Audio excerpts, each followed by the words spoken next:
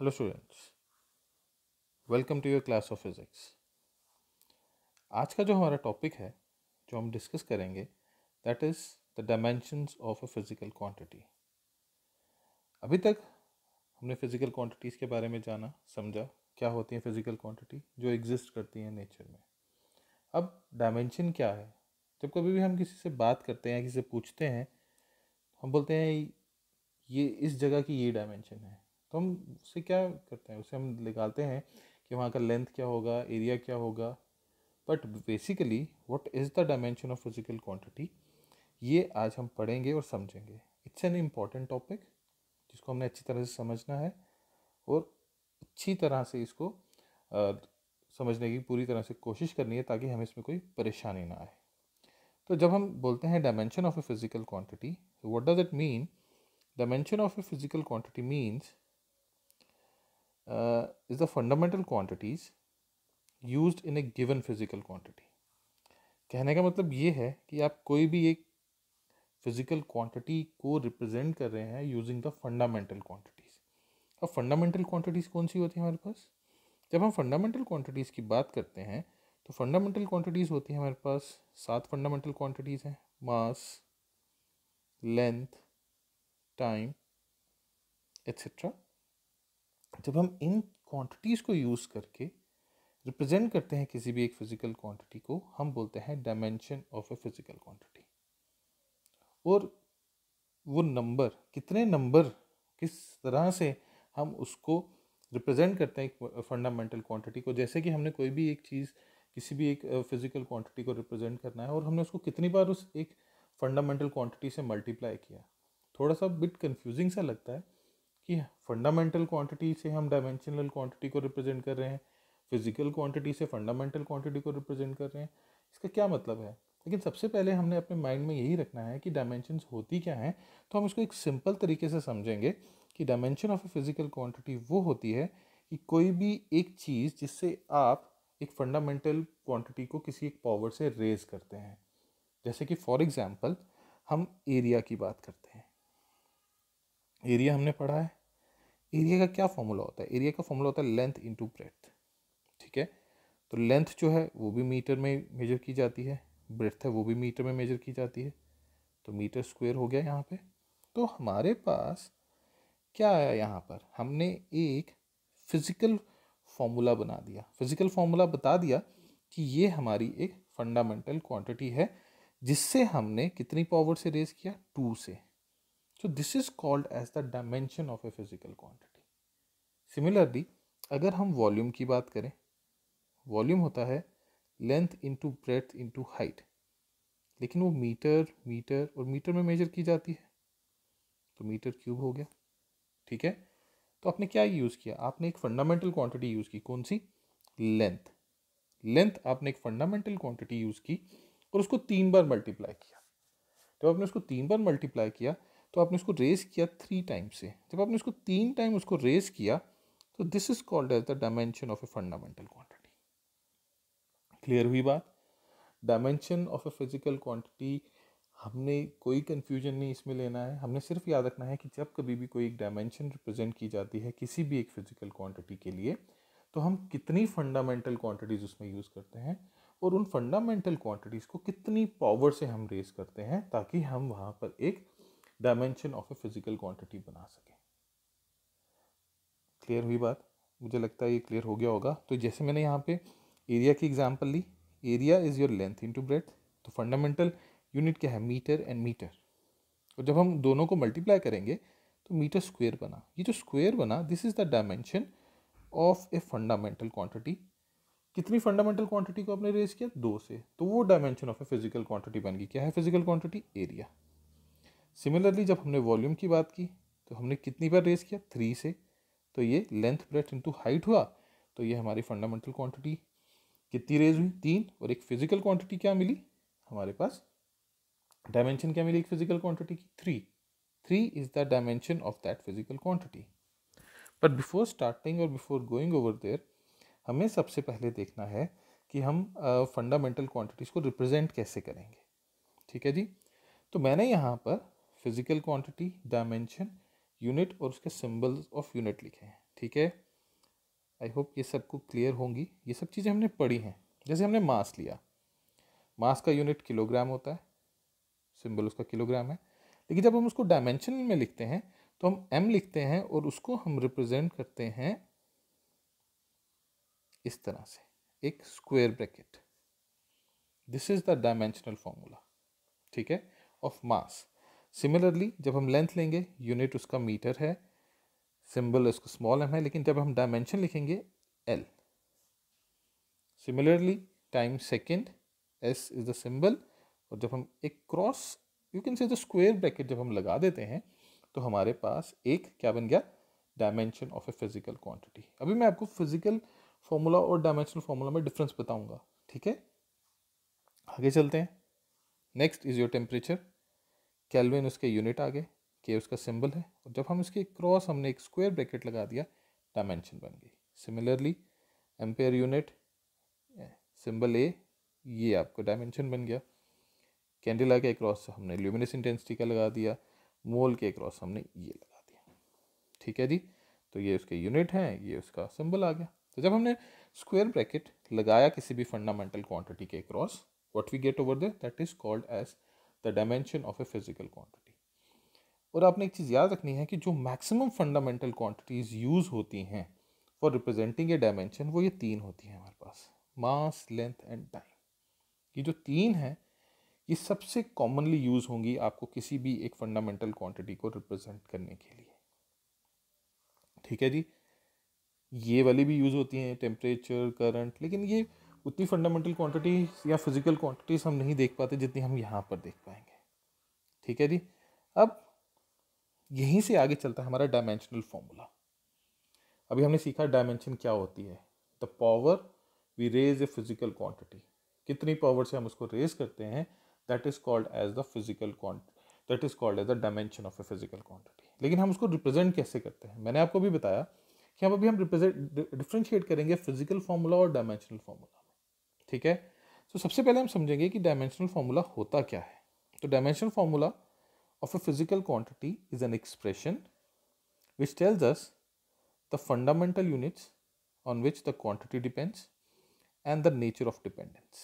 तो मैंने आपको क्या बताया, I told you, मैंने आपको यही बताया कि हम कितनी फंडामेंटल क्वांटिटीज को, कौन कौन सी फंडामेंटल क्वांटिटी को हम यूज करते हैं for representing A dimension of A given physical quantity, ठीक है। अभी इतना कोई कंफ्यूजन क्रिएट नहीं करना अपने माइंड में, सिर्फ आपने ये याद रखना है कि मेरे को फिजिकल फॉर्मूला अगर पता है तो मैं डायमेंशनल फॉर्मूला बना सकता हूँ, ठीक है। हम एक एग्जाम्पल लेते हैं। एग्जाम्पल किसकी लेते हैं, एग्जाम्पल हम लेते हैं एरिया की, ठीक है जी।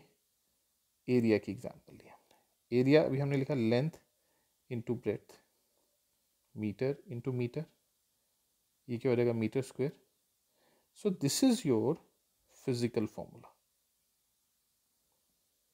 ठीक है। This is your physical formula. Length into breadth लिया, मीटर स्क्वायर हमने इसका यूनिट बना दिया, तो ये आ गया फिजिकल फॉर्मूला। लेकिन अब मुझे इसका डायमेंशनल फॉर्मूला बताना है। तो डायमेंशनल फॉर्मूला 7 क्वांटिटीज में, आप अब देखिए हमने वहां पर लेंथ को यूज किया था। लेंथ था, मास, लेंथ, टाइम, सातों फंडामेंटल क्वांटिटीज ली थी, लेकिन हमने यहाँ पे लेंथ को लेना है बिकॉज लेंथ है यहाँ पर, ठीक है। मास भी ले लेते हैं और टाइम भी ले लेते हैं। अब मास के ऊपर तो एरिया डिपेंड करता नहीं है, तो जीरो डायमेंशन रहेगी। टाइम के ऊपर डिपेंड करता नहीं है, जीरो रहेगी। लेकिन लेंथ के ऊपर करता है, तो क्या हो जाएगा, स्क्वायर। सो क्या आया यहाँ पे, the fundamental units on which the quantity depends. So it depends upon the length. The fundamental quantity किसके ऊपर डिपेंड कर रही है, लेंथ के ऊपर। तो क्या नेचर है उसका, लेंथ के ऊपर डिपेंड है जी, कि लेंथ और ब्रेड्थ क्या है, that tells us the nature of that fundamental quantity, L represents over there.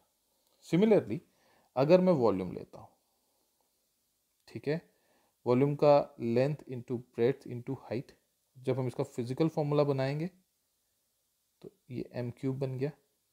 But dimensional बनाना है तो एम ज़ीरो, मास तो है ही नहीं, L cube T zero. This is the dimensional formula. So this is the difference between your physical formula and dimensional formula, ठीक है।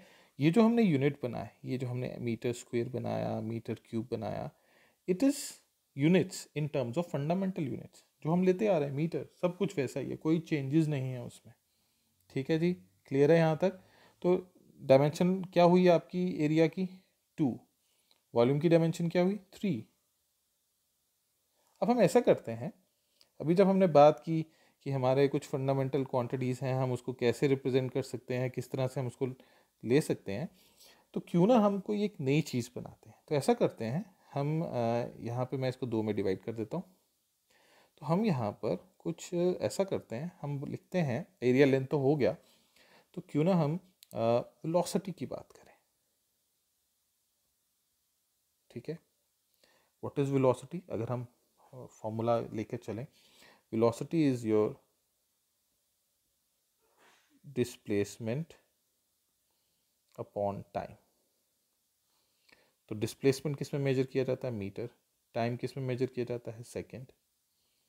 और तो जब हम इसका फिजिकल फॉर्मूला बनाएंगे तो ये बन गया मीटर सेकंड और मीटर पर सेकंड। ठीक है, कोई कंफ्यूजन नहीं, सिंपल है, सिंपल बना दिया। लेकिन what is the dimensional formula? It depends upon which fundamental quantity and what is the nature of that fundamental quantity. If you look at over there, velocity, जब physical formula बनाया, metre is measured in, हम मैं यहाँ लिख लेता हूँ मास, length and time. ठीक है, जब हमने फिजिकल फॉर्मूला बनाया तो उसमें मीटर और सेकंड है, दैट मीन्स लेंथ की कितनी डायमेंशन है? 1, टाइम की क्या है? -1, मास तो कहीं नहीं आ रहा, 0, simple. So this is how that your fundamental quantity कौन कौन सी है? मास, लेंथ और टाइम ली, और कितनी डिपेंडेंस है उस पर? लेंथ की 1 के ऊपर है और टाइम की -1 के ऊपर है। Similarly all of them must have read about acceleration. Acceleration होती है वेलोसिटी अपॉन टाइम, यही होता है। तो जब हम स्मॉल ए से रिप्रेजेंट करते हैं तो वेलोसिटी क्या होती है हमारे पास? मीटर पर सेकंड है यहाँ पे, और टाइम से फिर डिवाइड कर दिया, और हम इसको जब दोबारा ऊपर लेके जाएंगे, -1 हो गया, basis are same, powers are added. So this is your physical formula. What when you have to represent its dimension, तो एक्सेलरेशन किसके बराबर हो जाएगी? m0, लेंथ का कितना है? 1, टी का कितना है? -2। सिंपल, कोई इशू ही नहीं है समझने के लिए। तो अगर मुझे फिजिकल फॉर्मूला मालूम है तो मैं उसको बड़े आराम से, बड़े तरीके से उसका मैं डायमेंशनल फॉर्मूला बना सकता हूँ। कोई भी फिजिकल क्वांटिटी ले लो, कोई इशू नहीं है, आराम से बन जाता है, कोई परेशानी की बात ही नहीं आती है। ठीक है, next the thing which will be studying is the dimensional equation. Dimensional formula अभी हम आगे चल के भी 1-2 बनाएंगे ताकि आपको उसको समझने में कोई परेशानी ना रहे। सो what is dimensional equation? Dimensional equation क्या होती है हमारे पास? The equation obtained by equating the symbol of a physical quantity with its dimensional formula is called dimensional equation. Normal equation है x इज इक्वल टू, कोई एक क्वांटिटी डाल देते हो तो that is called as a linear equation, y जिसमें variable होता है। तो सिमिलरली जब हम किसी भी एक इक्वेशन में, जैसे मुझे एरिया लिखना है, एरिया लिखा और उसको मैंने रिप्रेजेंट कर दिया किससे? m0 l2 t0, this is my dimensional equation. जब आपने किसी एक पूरी फंडामेंटल क्वांटिटी के साथ किसी भी एक फिजिकल क्वांटिटी को रिप्रेजेंट किया है, that is called as your dimensional equation. ठीक है, similarly if I have to represent volume, capital V लिखा और उसको कैसे रिप्रेजेंट कर दिया? m0 l3 t0, this is my dimensional equation, simple. So dimensional formula क्या है? फिजिकल क्वांटिटी के सामने इक्वल टू नहीं डाला है। जब हमने फिजिकल क्वांटिटी के सामने इक्वल टू भी डाल दिया और डायमेंशनल फॉर्मूला बना दिया तो वो बन गई आपकी dimensional equation. Is that clear? Simple, कोई परेशानी नहीं है। सबसे पहले डायमेंशन हमें दिमाग में रखना है कि डायमेंशंस होती क्या है। It is the power to which a physical quantity is raised. ठीक है, अभी हमने पीछे लेंथ निकाला, एरिया निकाला, वॉल्यूम निकाला, उसके बाद हमने वेलोसिटी किया, एक्सेलरेशन किया। तो क्यों ना हम कुछ फार्मूलाज बनाते हैं किस फिजिकल क्वांटिटीज़ के, जो आपको थोड़े से, जैसे आपको लगता है कि मेरे को इसमें परेशानी आ सकती है, कुछ सिंपल है, बहुत आसान है बनाना, कोई परेशानी की बात ही नहीं है।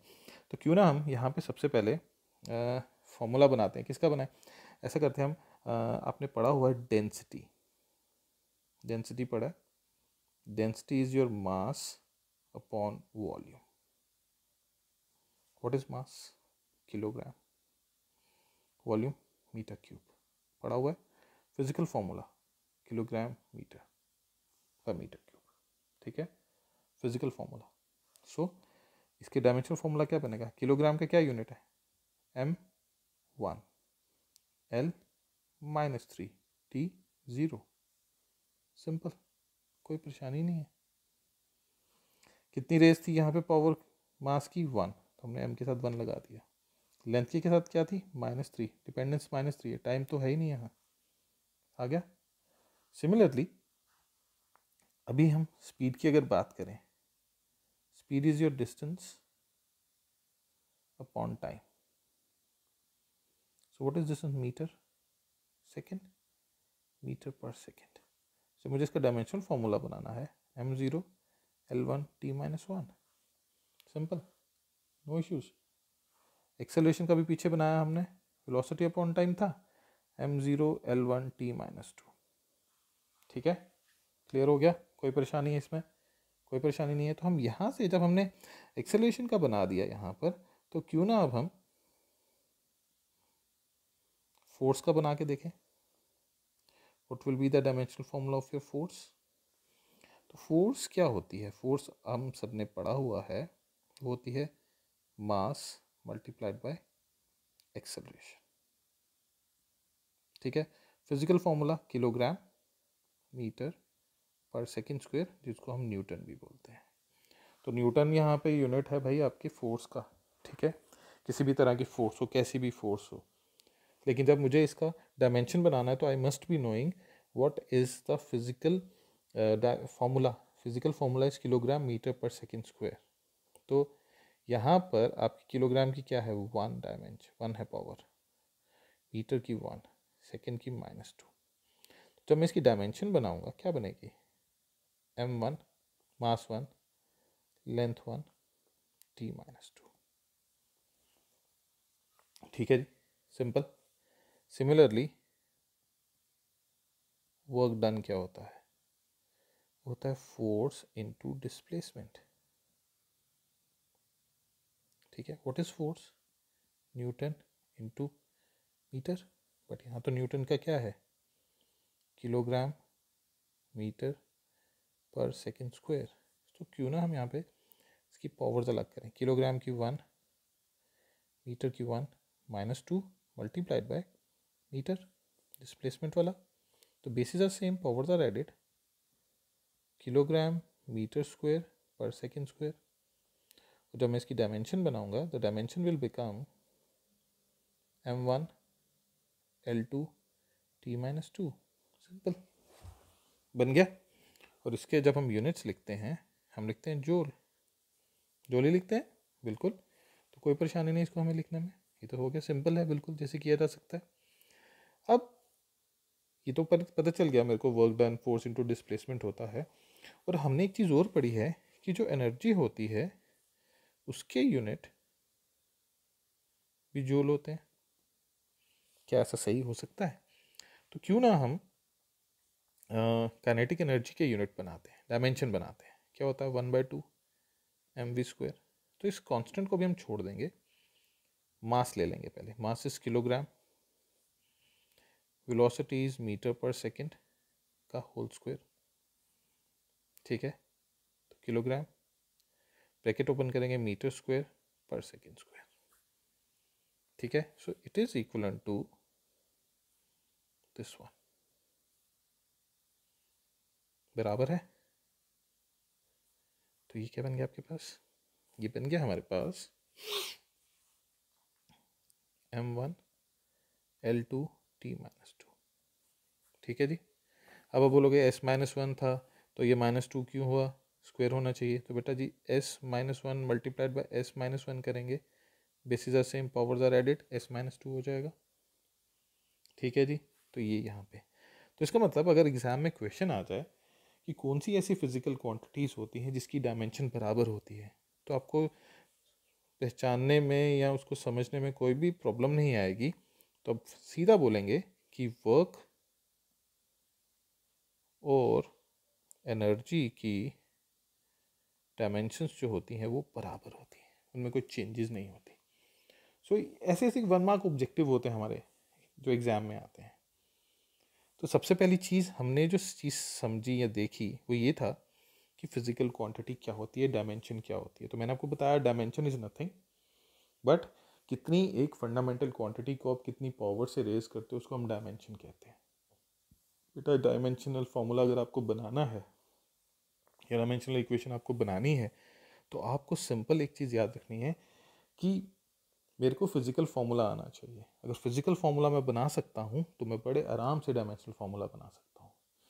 तो हमने यहाँ पे डायमेंशंस को कैसे रिप्रेजेंट करें हैं वो देखा, मास, लेंथ और टाइम को और उसके सिंबल ऑफ यूनिट्स को। जो ही हम एक स्क्वायर ब्रैकेट लगा देते हैं तो वो एक डायमेंशन बन जाती है। और जब हम इन्हीं फिजिकल क्वांटिटीज़ को जोड़ते हैं तो हमारे पास डायमेंशनल फार्मूला बनता है। जैसे हमने एरिया लेंथ इंटू ब्रेड था तो हमने यहाँ पहले फिजिकल फार्मूला बनाया और उसके बाद हमने इसको डायमेंशनल फार्मूला बना दिया। But the point is we must be knowing what is the physical formula and then वहीं से डायमेंशनल फार्मूला बन जाता है। तो डायमेंशंस को कोई भी ज़रूरत समझने की, इतनी टेंशन लेने की ज़रूरत नहीं कि मुश्किल है, ऐसा है वैसा है। तो अभी तक का जो हमने पढ़ा उसको हम थोड़ा सा देख लेते हैं। यहाँ पे भी हमने डायमेंशंस बनाए वेलोसिटी और एक्सेलरेशन की, और उसके बाद हमने फिजिकल क्वांटिटीज से कुछ डायमेंशंस बनाई, खुद ही बनाई। तो जब हम नेक्स्ट लेक्चर में चलेंगे तो उसमें हम और फिजिकल क्वांटिटीज़ की डायमेंशंस बनाएंगे और बड़ी सारी और भी अच्छी चीज़ें देखेंगे कि किस तरह से और किया जा सकता है। इट्स एन इम्पॉर्टेंट पार्ट, तो इसको ज़रा अच्छी तरह से समझिएगा। अगर कोई परेशानी है तो क्वेरी डालिए, उसको हम क्लियर करेंगे। ठीक है जी, थैंक यू वेरी मच।